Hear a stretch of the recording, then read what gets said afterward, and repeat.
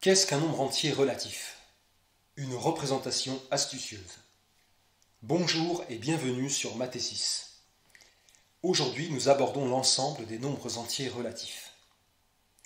Les nombres entiers relatifs sont une extension des nombres entiers naturels où l'existence d'une soustraction fournit un cadre mieux approprié à certaines questions d'arithmétique.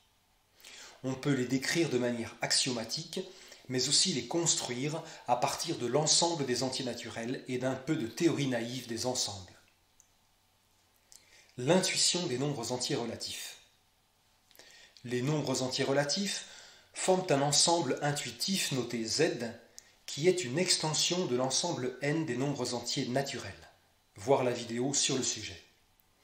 On y a ajouté à ces derniers des opposés pour l'addition, c'est-à-dire pour tout entier naturel n, un entier relatif moins n, tel que n plus moins n égale 0. Tout entier relatif n possède donc un opposé moins n pour l'addition, et ceci permet alors de définir une nouvelle opération, la soustraction de deux entiers quelconques a et b, en posant a moins b égale a plus moins b. Dans l'ensemble Z, on peut prolonger les opérations usuelles d'addition et de multiplication entre les entiers naturels, ainsi que la relation d'ordre naturel qui permet de les comparer. L'intérêt élémentaire principal de l'ensemble Z est que les relations entre l'addition et la multiplication s'y prolongent. Par exemple, la distributivité de la multiplication sur l'addition y est encore valable. Si m, n et p sont trois entiers relatifs, on a toujours l'égalité m fois n plus p égale m fois n plus m fois p. Grâce à l'existence de la soustraction, on peut alors simplifier des démonstrations de théorèmes d'arithmétique comme celui qui permet de définir la division euclidienne. C'est aussi un cadre plus naturel d'expression pour certains de ces théorèmes, comme le théorème de Bézout, qui énonce que si m et n sont deux entiers relatifs de plus grand commun diviseur d, il existe alors deux entiers relatifs u et v, tels que au plus bv égale d. Plutôt construire qu'axiomatiser. En mathématiques, on aime bien faire l'économie des principes premiers comme les axiomes et les postulats. Et plutôt que d'admettre l'existence d'un tel ensemble Z avec ses propriétés, on préfère alternativement le construire. Une telle construction est un premier exemple de la définition d'un système de nombres à partir d'un système plus simple. Ici l'ensemble n des entiers naturels. Grâce à la théorie naïve des ensembles, voir la vidéo sur le sujet intitulée « Qu'est-ce qu'un ensemble ?», on peut ainsi faire reposer la description de l'ensemble Z sur les seuls axiomes décrivant l'ensemble n. L'idée sous-jacente à une telle construction, ou représentation des entiers relatifs, est de considérer ceux-ci comme des opérations sur les entiers naturels. Une telle opération est alors conceptualisée par un couple AB d'entiers naturels qui représente ceux qu'il faut additionner pour obtenir B à partir de A. Autrement dit, le couple AB représente la soustraction B-A dans l'ensemble Z qu'on veut décrire. L'ordre a son importance. Le couple BA est différent du couple AB et représente bien entendu une autre opération, à savoir A-B. Une extension naturelle de l'ensemble N. Grâce à cette représentation, on peut déjà considérer tout entier naturel N comme une opération, à savoir le couple 0N, puisque n-0 doit correspondre à n dans l'ensemble Z.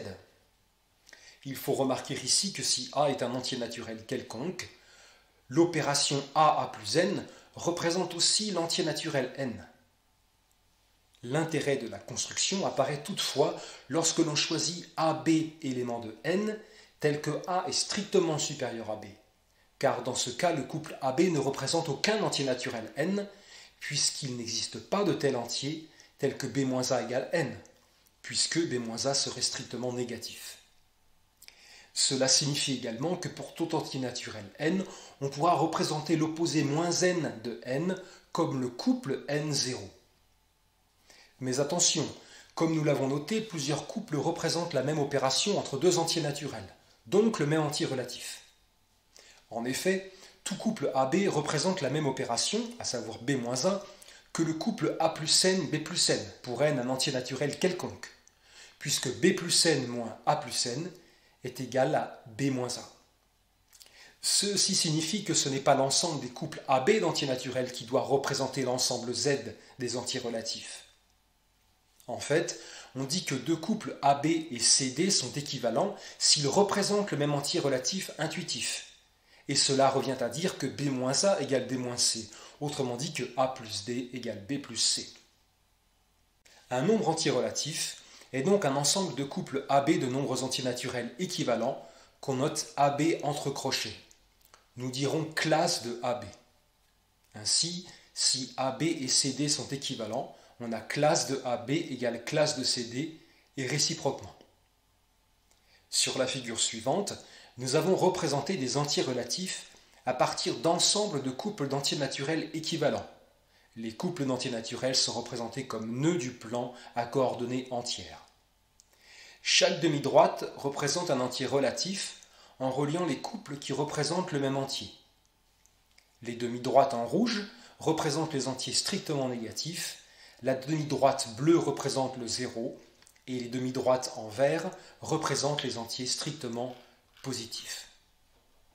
Le prolongement de l'addition, la multiplication et l'ordre naturel aux entiers relatifs. Si on considère désormais l'ensemble Z comme l'ensemble de ces classes d'équivalence de couples de nombres entiers naturels, on peut prolonger l'addition des entiers naturels par classe de AB plus classe de CD égale, par définition, classe de A plus C B plus D, et leur multiplication par classe de AB fois classe de CD égale par définition classe de BD plus AC AD plus BC. On peut aussi prolonger l'ordre naturel entre les entiers naturels en décrétant que la classe de AB est strictement inférieure à la classe de CD si et seulement si A plus D est strictement inférieur à B plus C. De cette manière, les propriétés élémentaires usuelles de l'addition, la multiplication et l'ordre naturel se prolongent de l'ensemble N à l'ensemble Z tel que nouvellement construit.